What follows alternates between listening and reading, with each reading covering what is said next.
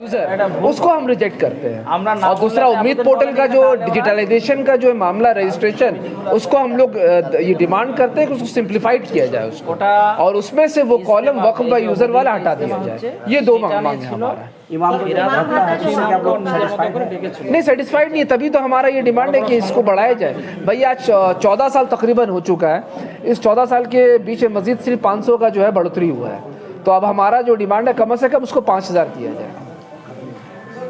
इसके लिए आप लोग सीएम से कुछ मिल रहे हैं, कुछ मुतालबा? जी, हम लोगों ने इससे पहले कई बार डेपुटेशन दिया है सीएम मोहतरमा को, नबनों में जाके डेपुटेशन दिया है, पर किसी भी तरह का हम लोगों को कोई रिस्पांस नहीं मिला। हमसे ना बात की गई, ना हमसे जो है किसी तरह कोई कम्युनिकेशन किया गया है।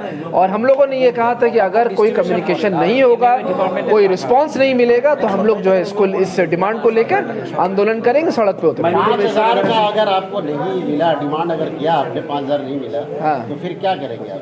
हम लोग इंतज़ार करेंगे, उम्मीद करेंगे कि भाई बढ़े। उसके अलावा और क्या क्या कर सकते हैं हम लोग? एहतजाज ही कर सकते हैं। अपनी बात जो है जमहूरियत के हिसाब से डेमोक्रेटिकली जो है हम लोग रखने का, तो ये तो है हमारे पास में आज़ादी, और वो हम कर रहे हैं। क्या कौम और मिल्लत को ये कहेंगे आप लोग कि वोट मत दीजिए? नहीं, ये बिल्कुल नहीं कहेंगे, क्योंकि देखिए हम लोग किसी का वोट जो है इन्फ्लुएंस नहीं कर सकते। हम अपनी बातों से इन्फ्लुएंस नहीं करेंगे, वो उनका ज़ाती राय है, ज़ाती मामला है। और आज के तारीख में मुसलमान हजरात जो हैं वो पॉलिटिकली वोट के हिसाब से काफ़ी मैच्योर्ड हो चुके हैं, तो उनको पता है कि किसको वोट देना है, किसको नहीं देना है। क्या ऐसा नहीं है कि हुमायूं कबीर एक बड़ी ताकत, मुसलमानों का बड़ा चेहरा बन के उभर रहे हैं, तो आप लोग भी अपना ताकत दिखाने के लिए इस तरह एक्टिव हुआ जा रहे हैं? देखिए, यहाँ पर कोई ताकत का मुजाहरा हम लोग नहीं कर रहे हैं। यहाँ पर हम सरकार से वो मांग कर रहे हैं जो हमारा हक है। यहाँ पर किसी भी तरह का कोई ताकत का मुजाहरा नहीं हो रहा है। आपको नहीं लग रहा है कि देखिए, मुसलमानों को गुमराह नहीं, मुसलमान खुद गुमराह है। ये कौम जो है खुद सोया हुआ है, और उस कौम के हालात तब तक दुरुस्त नहीं होती जब तक वो खुद दुरुस्त ना करे। बंगाल में मुसलमान लीड कौन कर रहा है? 2 मिनिस्टर या 2 मौलाना? देखिए, लीड जो है वो कोई नहीं कर रहा है, ना मिनिस्टर कर रहा है, ना मौलाना कर रहा है, क्योंकि मुसलमान जो है वो गफलत में है। हम तो मुसलमान के ऊपर बात करेंगे। जो एहतजाज होने वाले हैं, क्या उसमें पॉलिटिकल पार्टी भी रहेगी? ना, कोई पॉलिटिकल पार्टी नहीं रहेगी उसमें। सिर्फ कोई पॉलिटिकल पार्टी नहीं रहेगी। सिर्फ और सिर्फ हमारे तंजीम के लोग रहेंगे, हमारे तंजीम का शक्ल रहेगा। कोई पॉलिटिकल पार्टी उसमें नहीं। SIR का पहला लिस्ट आया है। हाँ, SIR का पहला लिस्ट आज आ गया है। हाँ। 25% लोगों का नाम बात चला है। अभी पहला जो ये लिस्ट आया है, ये बिल्कुल अभी कुछ ही देर पहले आया, तो उसका तहकीक तो हम लोगों ने नहीं किया है। लेकिन 25% लोगों का नाम हाँ, पर हाँ, वही बता रहा हूँ मैं। उसमें ये पता चला कि ज़्यादातर जो है जो डिलीट हुआ है, वो उसमें जो है मर गए कुछ लोग। मुसलमानों का नाम उसमें है कि नहीं वो देखा नहीं है मैंने, पर कुछ लोग मर चुके हैं और कुछ लोग जो शिफ्ट वगैरह हो चुके हैं। पूरा तहकीक अभी नहीं हुआ इस बारे में। अल्हम्दुलिल्लाह हमारे तंजीम के साथ तकरीबन 50,000 इमाम और मोज़िन हज़रात जुड़े हुए हैं, और बाकायदा जो है हमारे पास उनका रजिस्ट्रेशन फॉर्म है। इंशाल्लाह आई कार्ड जो है वो जो है बन रहा है सबका। 20 तारीख को हम लोगों की उम्मीद है 30,000 से ज़ायद इंशाल्लाह जो है लोग वहाँ पर जमा होंगे। सवाल है कि लगातार जो भी मुसलमान तंजीम जो है खासतौर पर मरकज़ी हुकूमत के खिलाफ जो है एहतजाज जब करती है, मगरबी बंगाल हुकूमत के खिलाफ, तो बार बार उसे लेबल कर दिया जाता है कि ये बीजेपी के बनाए हुए बी टीम है, इनके करने से क्या है कि बीजेपी हुकूमत में आ जाएगी, पोलराइजेशन का मौका मिल जाएगा। क्या लगता है आप लोगों की? देखिए, वो तो जहनी गलत है, वो सोच ही गलत है, समझे कि नहीं? वो बिल्कुल बेकार सी बात। अच्छा, बी टीम जो है ना, आपको खुद समझ में आ जाए कौन बी टीम है कौन सी टीम है। और हमारा मुद्दा BC वाला मामला ही नहीं है। हम तो इलेक्शन लड़ ही नहीं रहे। हम तो ना इलेक्शन लड़ रहे हैं, ना अपना कैंडिडेट हम दे रहे हैं, तो हमें तो कोई बोल ही नहीं सकता। हमारा एक तंजीम है, हमारा जो हक की जो बात है वो खड़ा करते हैं, वो लाते हैं। इस तारीख को जो प्रोग्राम होने जा रहा है, आवाम से क्या अपील करना चाहेंगे? अवाम से, खासकर मुसलमान कौम से ये अपील मैं करना चाहूँगा कि वो ज़्यादा से ज़्यादा तादाद में जो है वहाँ पर हाजिर हों 20 तारीख को, और अपना एहतजाज जो है वो दर्ज कराएं। देखिए, कामयाबी या नाकामयाबी ये अलग बात है, पर जुल्म के खिलाफ कम से कम जो है आवाज़ उठाना चाहिए।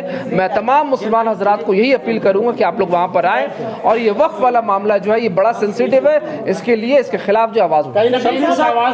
इंडिविजुअल प्लेटफॉर्म में काम करता है और आप लोग इस बात का अंदाज़ा लगा सकते हो अगर हम टीएमसी सरकार के साथ काम करते होते तो आज हमारा डिमांड जो है उनके खिलाफ नहीं होता।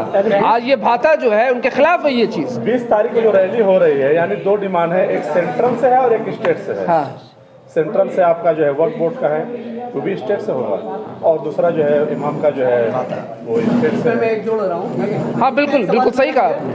उसमें एक मेरा सवाल है, क्या आप 20 तारीख को आपके स्टेज पर कोई भी मिनिस्टर या कोई भी नहीं रहेगा, कोई नहीं रहेगा। नहीं, कोई भी पॉलिटिकल कोई भी शक्ल आपको वहाँ पर नहीं दिखेगा, कोई काउंसलर नहीं, कोई वार्ड प्रेसिडेंट नहीं, कोई नहीं रहेगा। सिर्फ और सिर्फ हमारे तंजीम के लोग रहेंगे और मजीद बाकी तंजीम के लोग अगर जुड़ना चाहे तो वो जुड़ सकते हैं। हम जो है खुशामदीद करते हैं, आखिरी सवाल ये है क्योंकि कौम जो है अल्लाह अकबर बोलना भूल गई है। कौम और तंजीम इतना सरकार पे भरोसा कर लेती है कि नहीं यहाँ पे SIR या वक्फ बोर्ड नहीं होगा। भाई किसी ना किसी पे तो भरोसा आपको करना होगा। अब जब सरकार जब खुद आपसे वादा करी तो आप भरोसा नहीं करेंगे। हाँ, पर भरोसा करना अलग बात है और अपनी आवाज़ उठाना अलग बात है। जब हमें पता चल गया कि भाई ये जो है भरोसे के काबिल नहीं है तब हम लोगों ने आवाज़ उठाई उस पर। उर्दू को लेकर ममता बनर्जी ने बहुत सारे वादे किए थे, लेकिन उर्दू जुबान को लेकर वो वादा एक भी पूरा नहीं हुआ। आप लोगों के एजेंडे में वो उर्दू जुबान का मुद्दा नहीं, हमारे एजेंडे में अभी वो नहीं है। पहले ये हमारा ये एजेंडा जो मेन एजेंडा है भाई वक्फ की ज़मीन, अल्लाह की ज़मीन की हिफाजत करना है और हमारा इमाम जो है, हमारा जो तंजीम जो है जिसका जो आइडियोलॉजी है इमाम हजरात की खिदमत करना, ये दो अहम मुद्दा। इस पर पहले हम बात करेंगे, बाकी 2006 में सच्चर कमेटी का रिपोर्ट आया था जिसमें उसी की सरकार है। क्या बंगाल के मुसलमानों का हालात बेहतर हुआ या फिर और पस्ती की तरफ गया? नहीं, आंकड़ा तो ये बताता है कि वो पस्ती की तरफ गया है।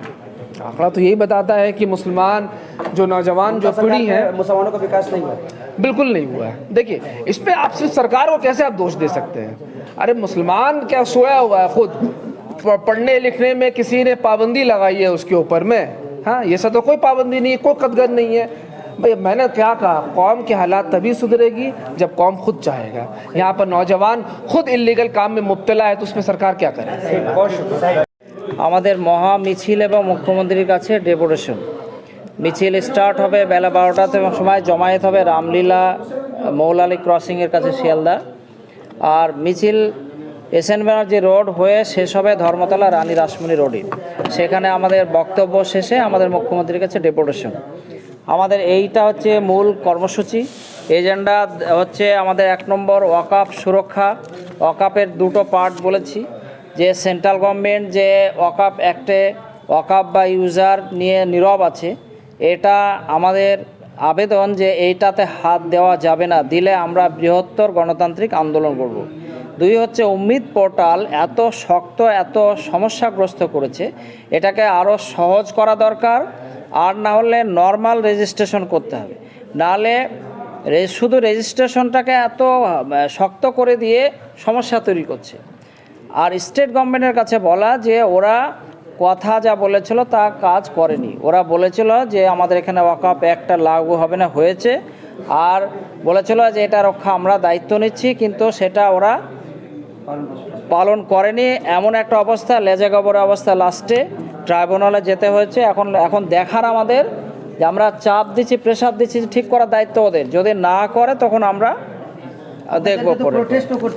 হ্যাঁ, প্রোটেস্টও করতে দেয়নি, বলেছিল দিল্লিতে গিয়ে আন্দোলন করো, এটা বলেছিল আমাদের। এটা তো একদম শেষ। হ্যাঁ,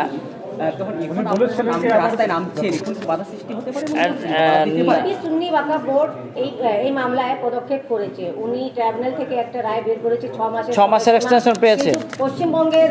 হ্যাঁ, এটাও আমাদের ওয়াকফ বোর্ডের গাফিলতি। আমি বলি ইউপি সুন্নি সেন্ট্রাল ওয়াকফ বোর্ড ওরা সুপ্রিম কোর্টে গিয়ে আলাদা করে একটা ওরা জাজমেন্ট নিয়ে এসছে এবং হচ্ছে ওয়াকফ ট্রাইব্যুনালে 6 মাসের টাইম নিয়ে এসছে। আর আমাদের স্টেট গভর্নমেন্ট কিন্তু আমাদের ট্রাইব্যুনালে করেনি, মোতাওয়াল্লিদের হয়ে মামলা করছে, কিন্তু এই ইন জেনারেল একটা টাইম এক্সটেনশন 6 মাসের জন্য মামলা করেন। এটা ওদের গাফিলতি। আমরা একটা দাবি জানাচ্ছি, এটাও এটা নিয়ে তো কিন্তু মানে মুসলিমদেরই তো লস হবে ইন ফিউচারে, যেরকম ডিলে হচ্ছে না। এটা ডিলে হচ্ছে বলতে একটা যেহেতু পেচিদা মানে সমস্যা, সেই জন্য। আর আমাদের মোতাওয়াল্লিরাও একটু অ্যাওয়ারনেস করতে চাইছে। তাদের আসলে আনপড়, এত কম্পিউটার, এত অপশান, এত ডকুমেন্ট, এটা জোগাড় করা সম্ভব নয়, খুব সমস্যা। না, ওয়াকফ বোর্ডের কাছে টোটাল ডিটেলস আছে তো। মোতাওয়াল্লিদের ডিটেলস, প্রপার্টি ডিটেলস এবং ওয়াকফ বোর্ডের জিম্মেদারি ছিল। ওরা বলেছিল যে আমরা হেল্পলাইন, আমরা ট্রেনিং দিব, মোতাওয়াল্লিদের ট্রেন কে করবে, কার জিম্মেদারি এটা?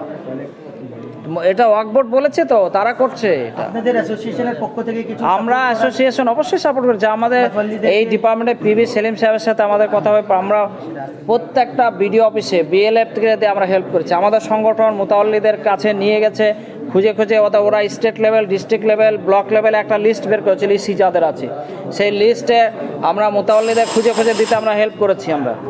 হ্যাঁ, পশ্চিমবাংলায় না না না, আমরা মানিনি তো পণ্য, কারণ সুপ্রিম কোর্টে এখন পেন্ডিং আছে, আমরা মানিনি পণ্য, সুপ্রিম কোর্টে লাস্টেড। পশ্চিমবাংলায় বাবরি মসজিদ হচ্ছে, ওই ইস্যুটা আমাদের, বাবরি ইস্যুটা আমাদের নেই, যেহেতু সেই জন্য বাবরি ইস্যু নিয়ে আমি বলবো না, ওটা সেন্টিমেন্টাল ইস্যু। হ্যাঁ, আমরা দেখা করেছি, ডেমনস্ট্রেশন দিয়েছি, কথা বলেছি, তারা বলছে চেষ্টা করছি, তাই চেষ্টা করছি এটা বলেছি। হ্যাঁ, এটাই করবে। এটা আমাদের একটা ডিমান্ড ছিল যে ভাতা বৃদ্ধি, ভাতা বাড়ানো, সেটা আমরা দেখব। আমরা উপর ভরসা রেখেছি, কারোর উপর ভরসা নেই, আল্লাহ উপর ভরসা আছে। ঠিক আছে।